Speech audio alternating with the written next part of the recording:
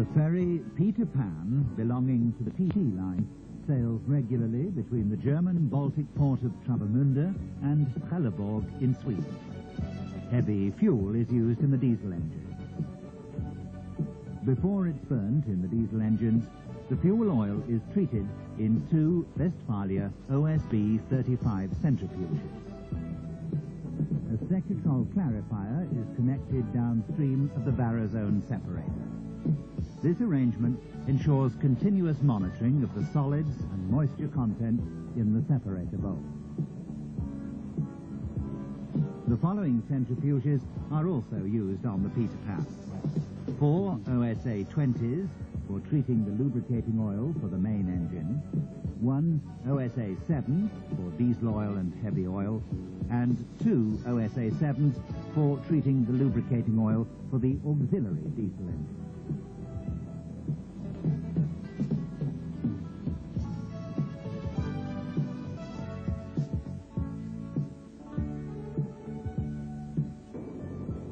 When a gear oil change or bowl inspection is due, or maintenance of the drive parts has to be carried out, the installation must be stopped. Before switching off the centrifuges, the preheaters must be taken out of operation. The oil should be allowed to pass through the preheaters for another few minutes because they're still heating. Now, the feed valve must be closed. Initiate the draining cycle by operating the separating switch. Then turn off the main switch and apply the brake. Make sure the revolution indicator has come to a complete standstill before loosening any centrifuge parts. As explained in the instruction manual, we'll open the bowl of the separator used in the first stage for fuel oil. To begin with, the conventional separator with patented Barazone system. Undo the locking handle while holding the centrifugal pump with a socket wrench. Caution, left-hand thread.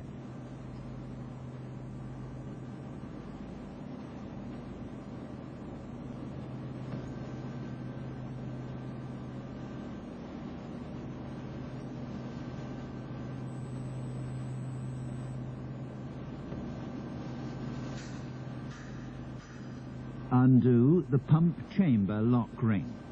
Caution, left-hand thread.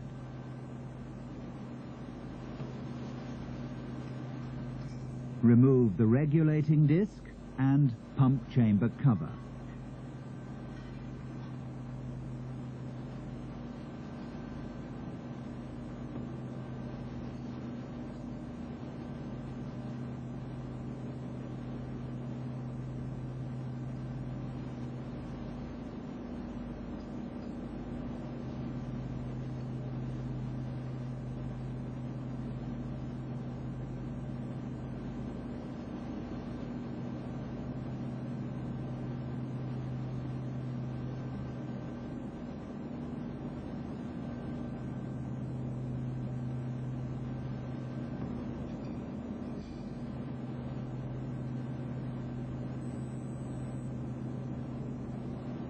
With the aid of the disc stack pressing device, the bowl cover can be loosened with a few hefty blows. Caution, left-hand thread.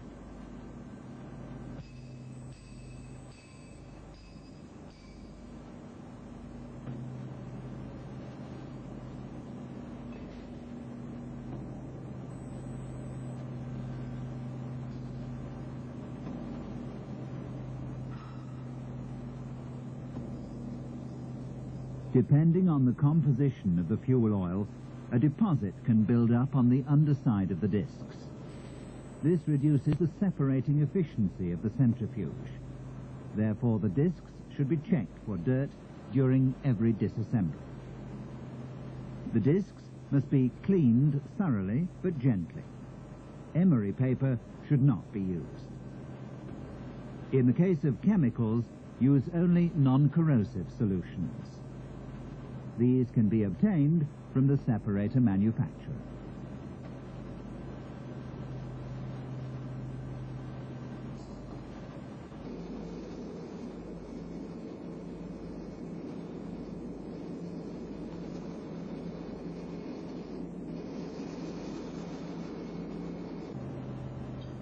If the sliding piston and bowl bottom part have to be disassembled for cleaning, inspection, or to change the gaskets, then the threaded ring must be unscrewed from the centrifugation chamber bottom. Caution, left-hand thread.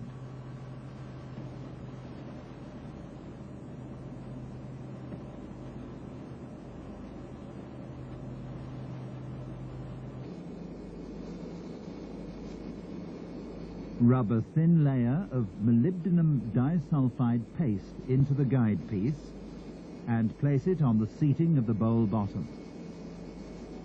Then position the pressing device over it.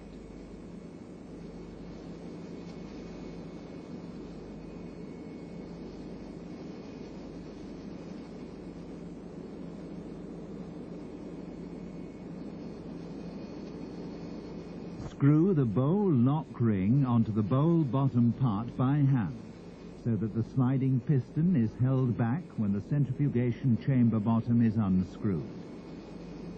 Lifting the centrifugation chamber bottom and sliding piston simultaneously causes problems during assembly. Press the centrifugation chamber bottom out of the sliding piston by turning the spindle clockwise.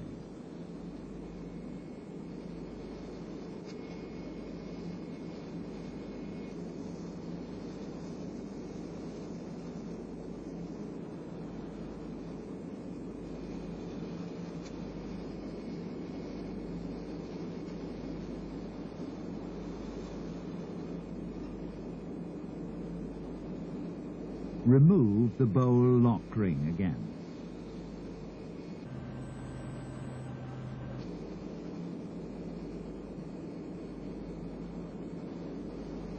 Screw the lifting device, with the threaded ring screwed on, onto the sliding piston.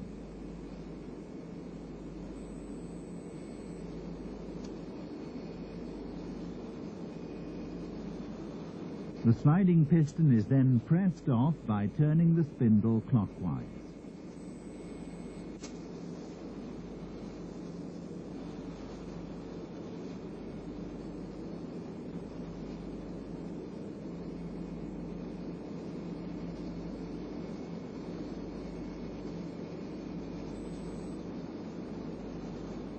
Loosen the spindle nut with the socket wrench and unscrew it. Caution, left-hand thread.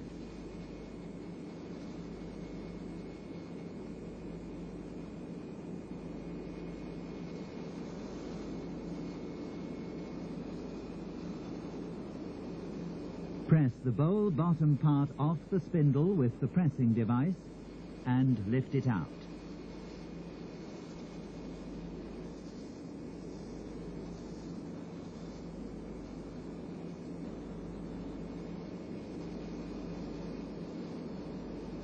After removing the bowl bottom part, check that all operating water feed and discharge bores are completely clear and free of lime deposits. Pay particular attention to the drain valve on the sliding piston. The protective caps should also be checked. If they show signs of wear, they should be replaced. This last protective cap obviously wasn't checked in time. The ribs were so worn that the bowl bottom part had to be sent back to the main factory. The protective caps are placed loosely in the bowl bottom part. Before the bowl parts are reinstalled, all gasket grooves and gaskets should be checked and cleaned. Worn gaskets must be changed immediately. When reassembling the bowl, ensure that the parts lock in position. All bowl zero marks must be in line. The parts are then assembled in the reverse order to disassemble. The operating water inlet in the bowl bottom part should be examined.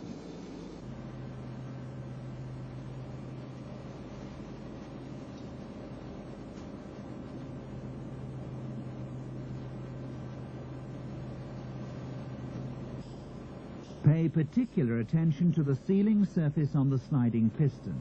There should be no erosion marks. The gaskets in the sliding piston should also be checked for wear.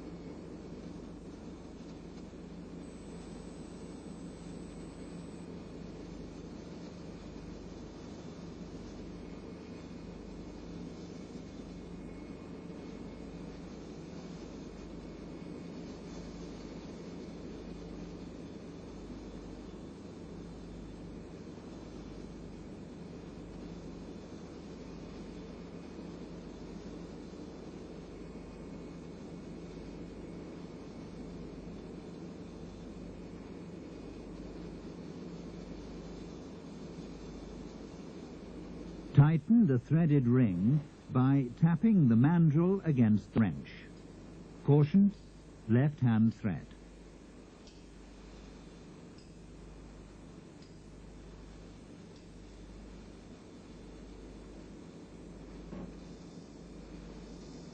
Now place the complete disc set, together with the distributor, in the bowl bottom part.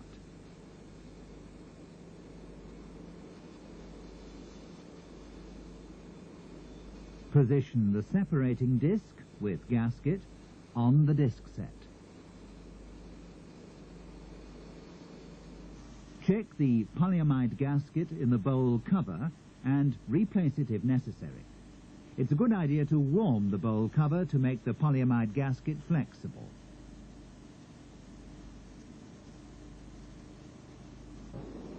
Remove the gasket with a special supplied chisel from the bowl cover groove. When using the chisel, take care not to damage either the bowl cover or the groove.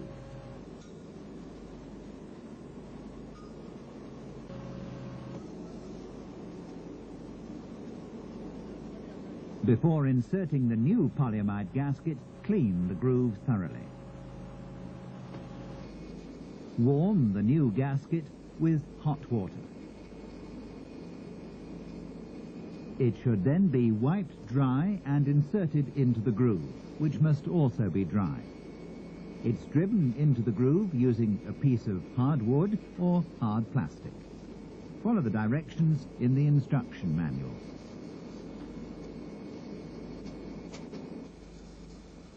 This inspection should be carried out every 2 to 6 months, depending on the degree of contamination of discs. Before the bowl lock ring is screwed on, it should be cleaned thoroughly and greased. Caution, left-hand thread.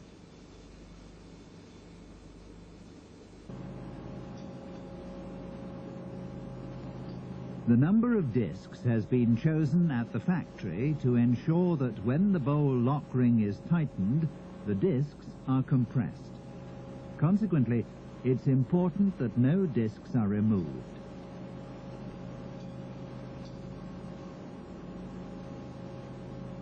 Use of the disc compressing device makes it easier to tap the lock ring tight.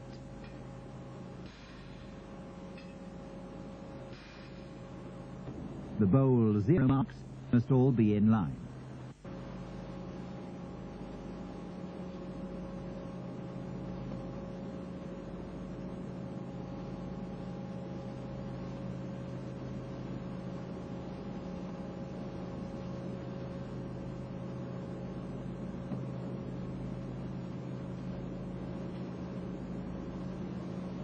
Mount the centripetal pump on the bowl cover, and then the pump chamber cover on the bowl cover. Ensure that it locks in place. This regulating disc was selected in accordance with the density of the oil to be separated. Full details can be found in the instruction manual. Screw on the small lock ring and tighten it. Caution, left-hand thread.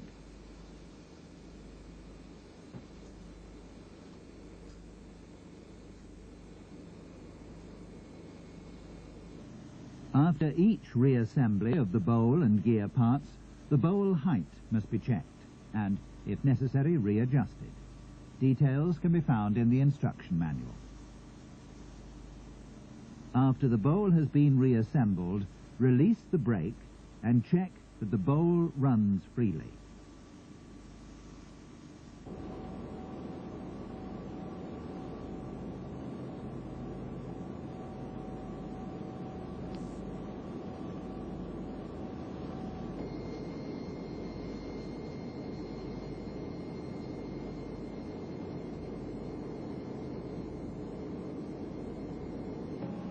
It shouldn't slow down even with the hood closed.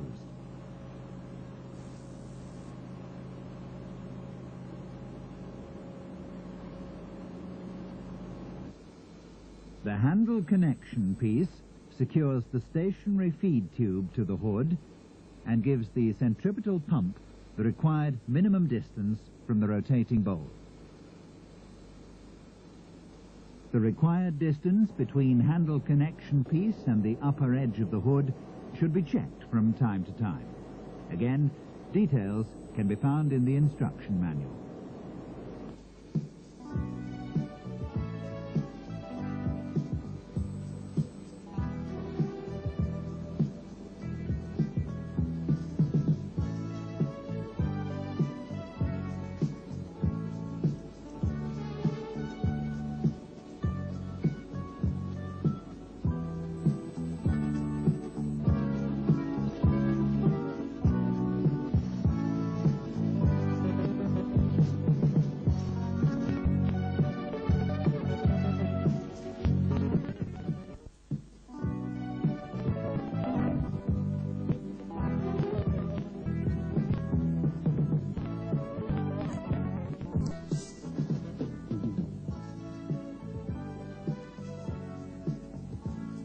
After removing the fittings, the centripetal pump chamber lock ring, the centripetal pump with centripetal pump chamber cover and the regulating ring, the complete bowl can be removed from the frame. To do this, loosen the spindle nut using a socket wrench. Note that the spindle nut has a left-hand thread. With the aid of a jack, the bowl can now be forced off the spindle and lifted out of the frame.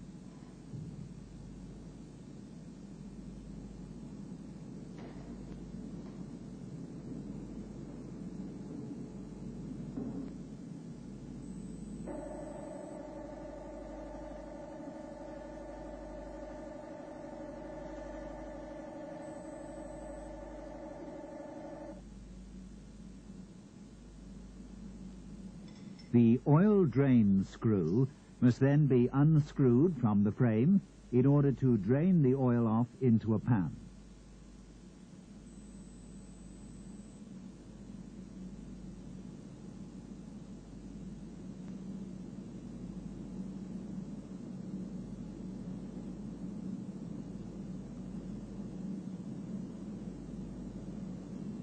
The operating water line can now be disconnected. Unscrew the hex head screws from the operating water feeding device and remove this part.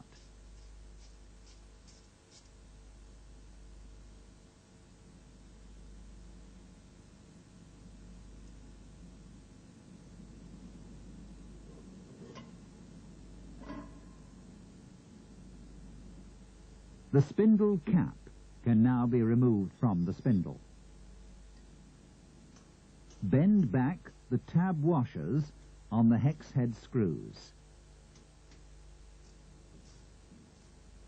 Unscrew the hex head screws from the neck bearing protection cap.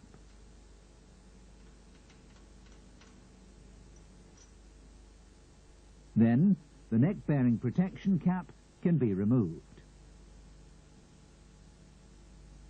The neck bearing bridge must now be forced off the frame using 3 puller screws.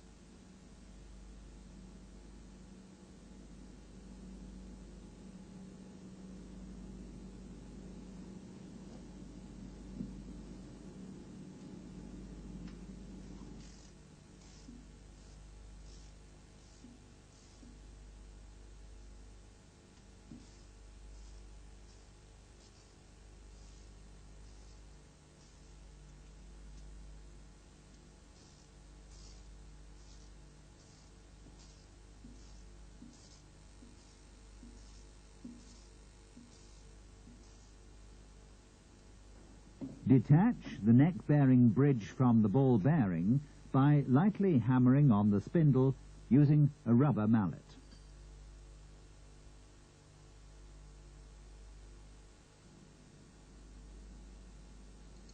Loosen the hex head screws on the revolution indicator housing. It can then be removed.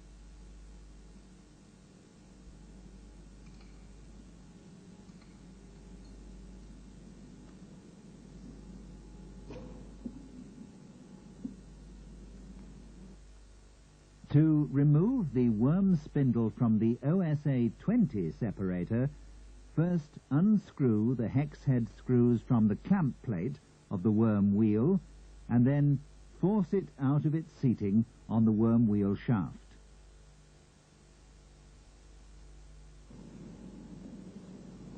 In the case of the OSB 35, the complete worm spindle can be lifted out of the frame without loosening the worm wheel.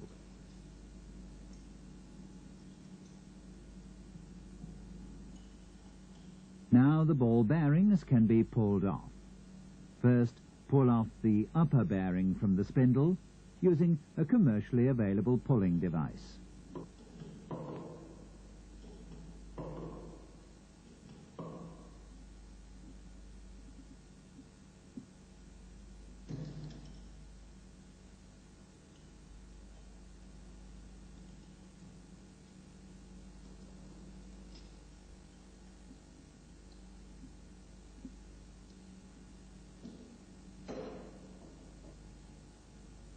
Remove the securing ring from the worm spindle.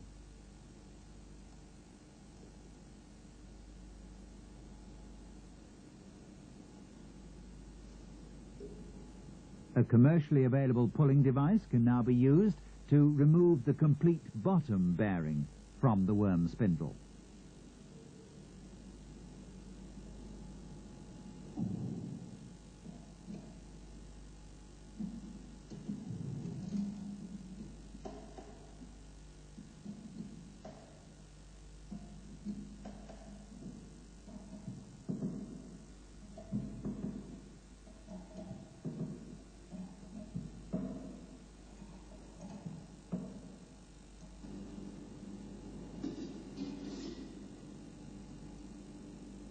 Before fitting the ball bearings and ball bearing protection rings onto the spindle, they should be heated to a temperature of 80 degrees Celsius in hot oil.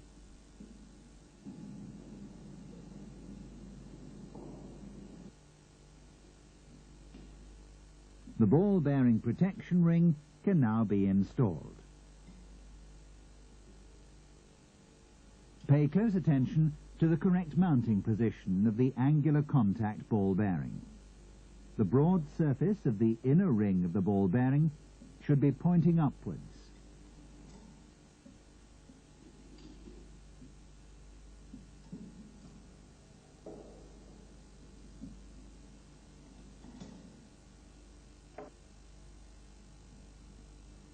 Secure the angular contact ball bearings with the securing ring.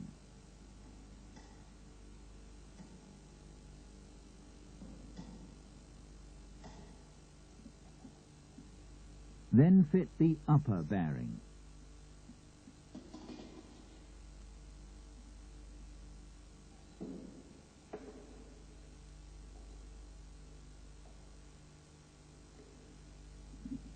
Finally, fit the ball bearing protection ring.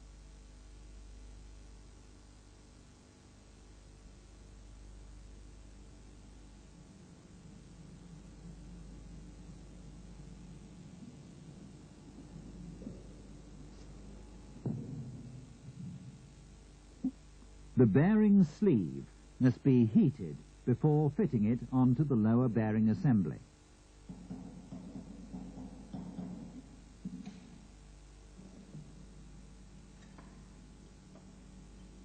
Loosen the bottom bearing cap and remove it.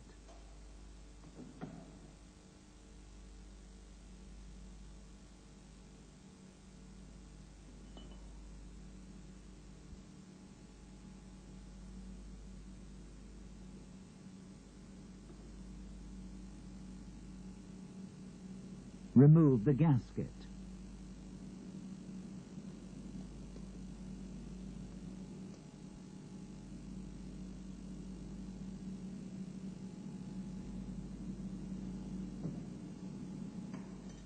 The bottom bearing threaded piece can now be taken out.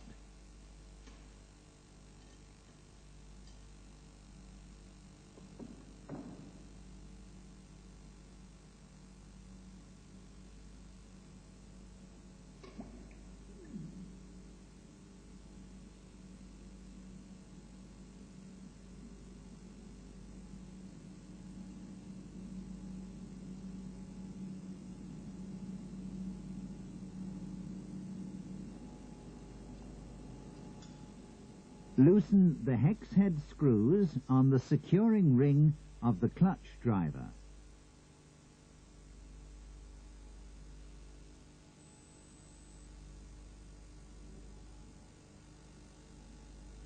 And push the ring towards the motor.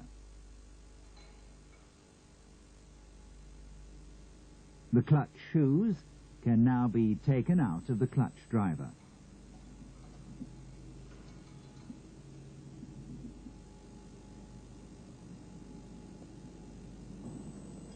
Unscrew the hexagon nuts on the motor.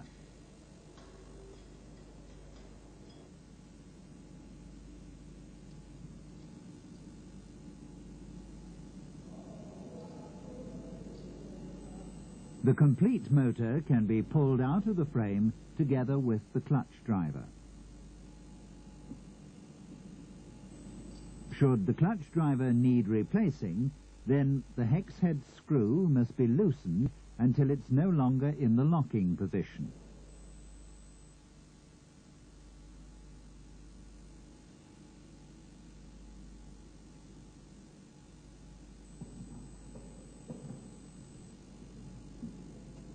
Use a pulling device to remove the clutch driver from the motor shaft.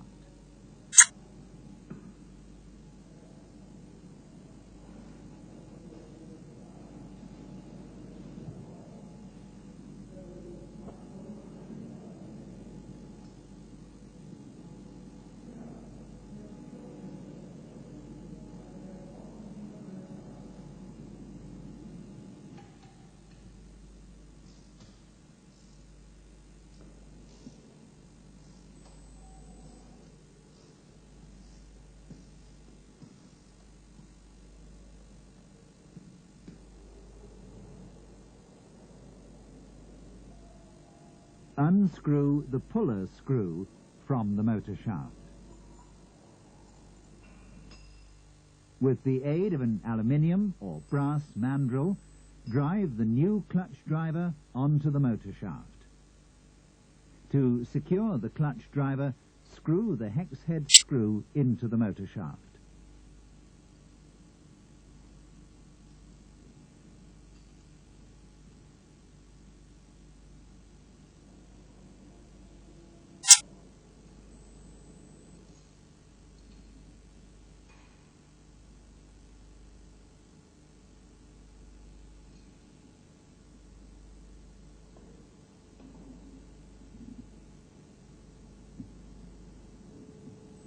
In order to be able to force the clutch pulley off the shaft, the Allen screw must first be unscrewed and the centering ring removed.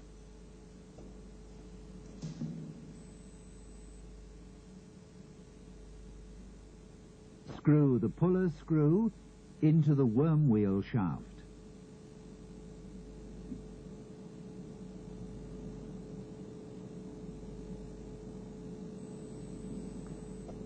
Now screw the pulling device to the clutch pulley in order to pull the latter off the worm wheel shaft.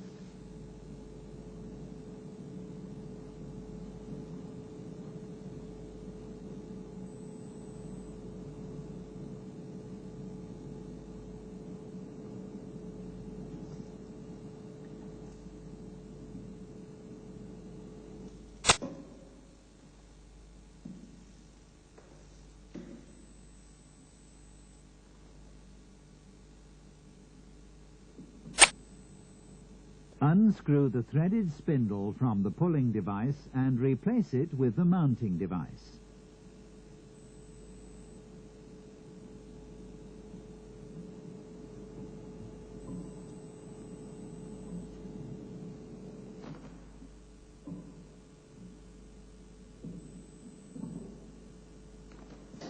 Use a hoist to carefully lift the clutch pulley out of the frame.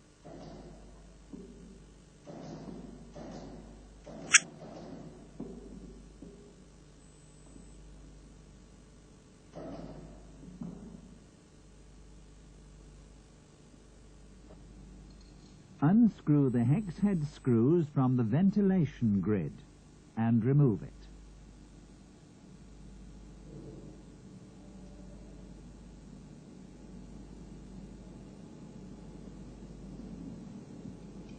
The hex head screw on the fan wheel can now be unscrewed.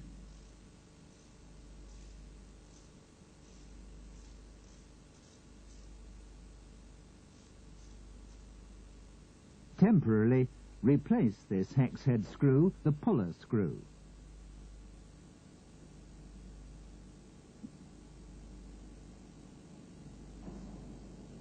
Using a commercially available pulling device, withdraw the fan wheel from the shaft.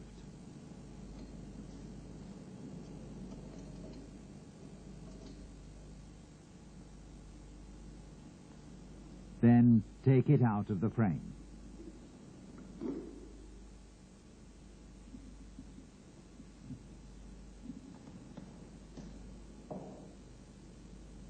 Remove the puller screw. Loosen the hex head screws on the small bearing cover.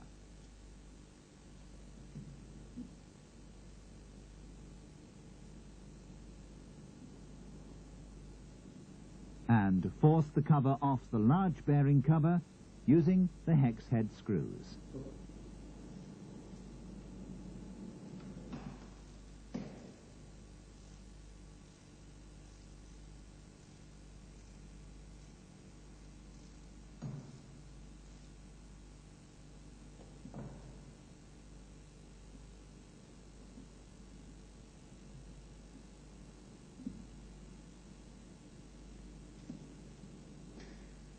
Loosen the hex head screws on the large bearing cover.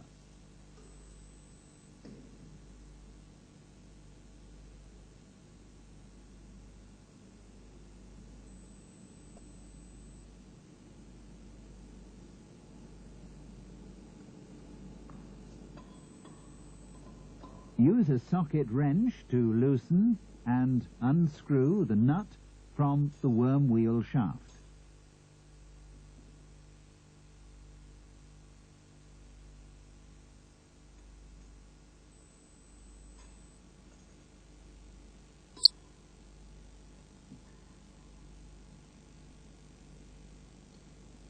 The large bearing cover can now be forced out of its seating by means of 3 puller screws.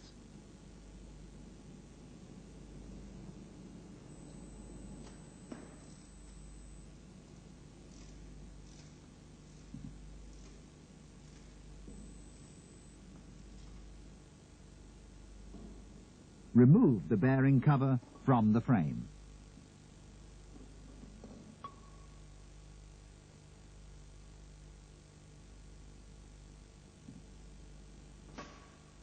Now, with a few heavy blows, drive out the worm wheel shaft towards the fan side.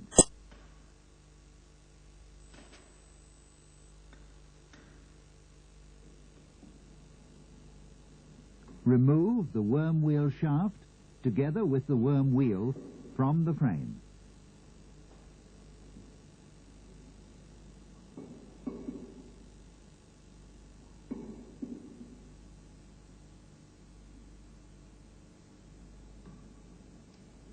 Unscrew the hex head screws from the clamp plate of the worm wheel.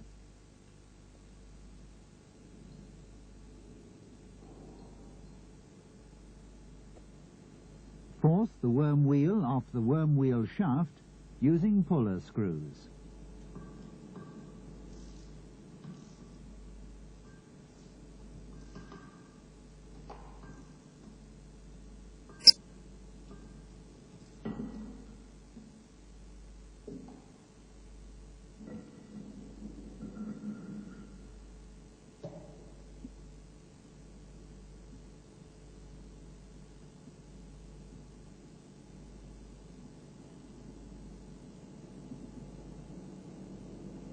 To install the gear, proceed in the reverse order, paying attention to the following points. The worm wheel must be securely clamped on the worm wheel shaft by tightening the hex head screws evenly and alternately with a torque wrench. Torque, 44 Newton meters.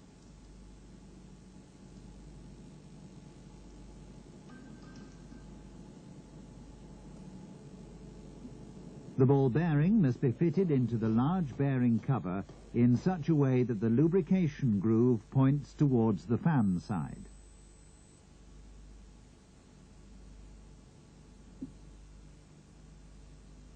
Fasten the clutch pulley on the worm wheel shaft. Hold the shaft with a wrench. The Allen screw on the clutch pulley can now be tightened with a torque of 150 Newton meters.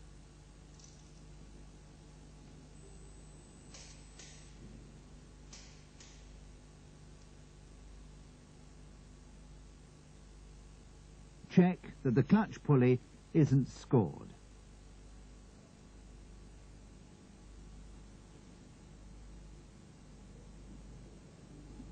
The clutch shoes should be examined before being reinstalled. They should be inserted at regular intervals into the clutch driver in such a way that they'll be pushed and not pulled by the driver. Make sure that the shoes have a slack fit in the slits of the clutch driver. Check the brake linings as well. When installing the worm spindle, make sure that it's properly located. On the OSA 20, the worm wheel must be fastened on the worm wheel shaft after installing the worm spindle.